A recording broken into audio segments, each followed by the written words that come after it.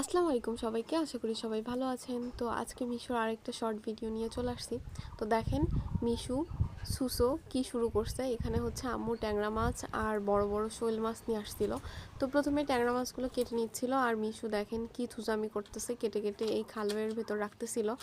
আর হচ্ছে এই বড় মাছ দেখে দেখেন মিশু কেমনে তাকায় আছে। প্রথমে ভাবছে যে মাছের সাথে ও পারবে, মানে মরা ভাবছে মাছটা, কিন্তু মাছগুলো একদম তাজা ছিল।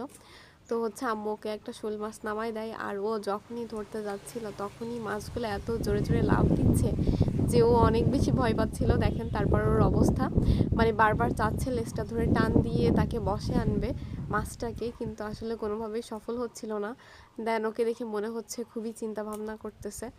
তারপরে ও আসলে মানে ভয় পাচ্ছিল এরকম বড় বড় মাছ দেখে।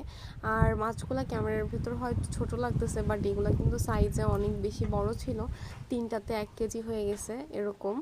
তো হচ্ছে তারপর দেখেন মিশু ব্যর্থ হয়ে কিভাবে দূরে বসে আছে।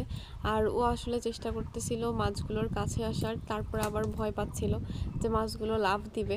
মানে ওর থেকে কিন্তু সাইজে মাছগুলো অনেক বেশি ছোট, কিন্তু কেন জানি ও ভয় পাচ্ছিল, আল্লাহ মাবুদ ভালো জানে। আর আমরা ওকে নিয়ে